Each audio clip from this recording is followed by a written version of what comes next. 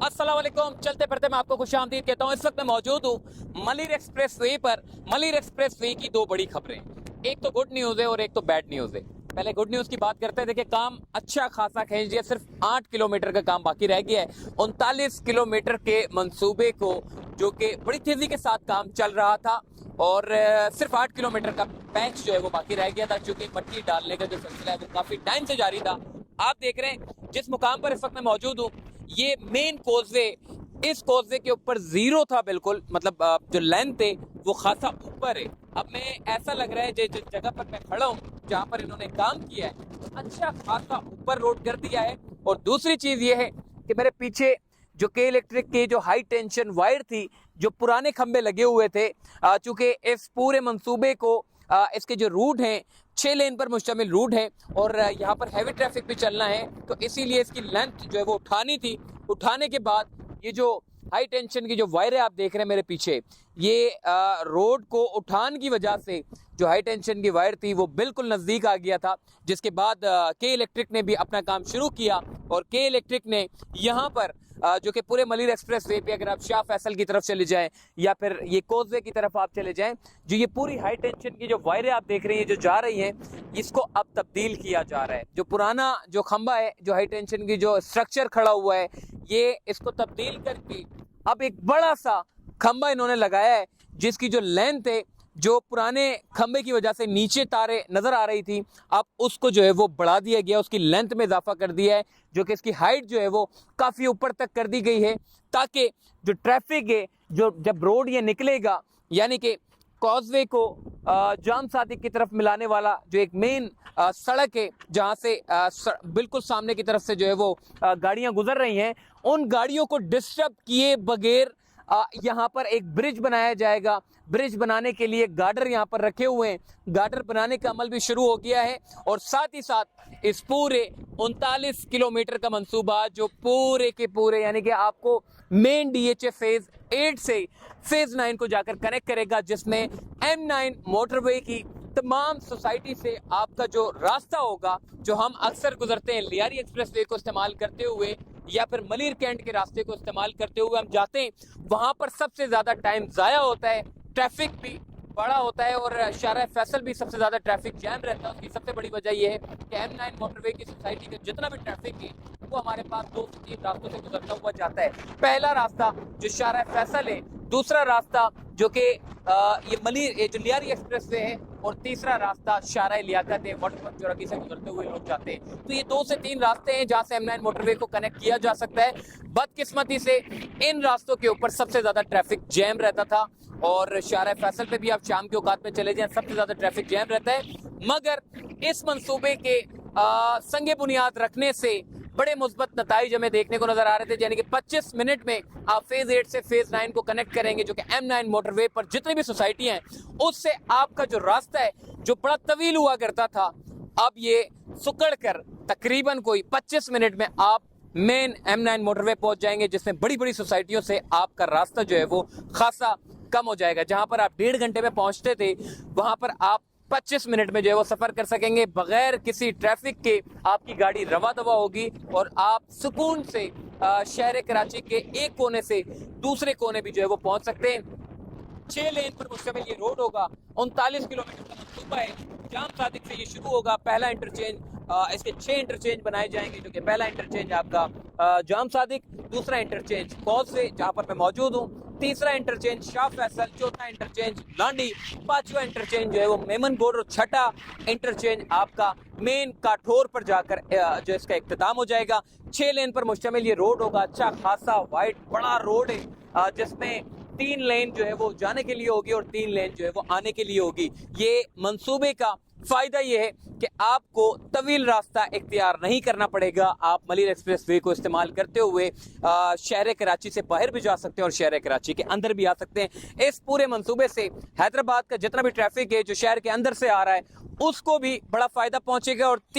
और इसके साथ साथ जितना भी हैवी ट्रैफिक है जो शहर के अंदर से निकल के जाता है, उसमें हादसात भी रूनुमा होते हैं। ट्रैफिक भी जैम करता हुआ जाता है। तो ये हैवी ट्रैफिक के मलिर एक्सप्रेस वे पे अगर डाइवर्ट हो गया तो यकीन माने सारी की सारी जो अंदरूनी आपकी जो शहर कराची की बड़ी बड़ी सड़कें लाइक शाहराह लियाकत हो गई या फिर शाहराह फैसल हो गई या लियारी एक्सप्रेस वे हो गया, उस पर भी दबाव खासा कम पड़ेगा और यहाँ के लोग काफ़ी अपनी जो ट्रैफिक होगा उसमें बड़ी आसानी हो जाएगी। बाकी यहाँ पर अगर वैसे ही गुड न्यूज़ तो वैसे मैंने आपको बहुत सुना दी थी, 25-20 मिनट में आप जो है वो सफ़र कर सकेंगे।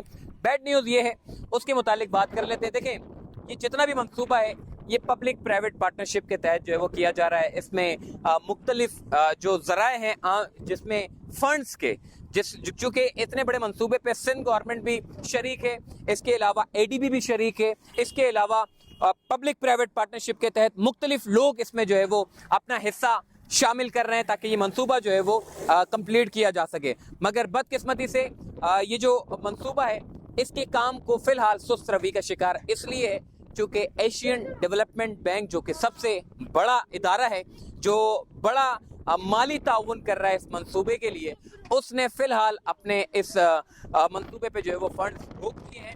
अब उसका जो भी मामला होगा वो सिंध गवर्नमेंट और इदारा आपस में मिल बैठ के जो भी तय होगा वो करेंगे और उसके बाद दोबारा से इस काम का जो है वो आगाज हो जाएगा। 14 अगस्त 2023 को इसका आगे मंसूबे का इफ्तिताह होना था।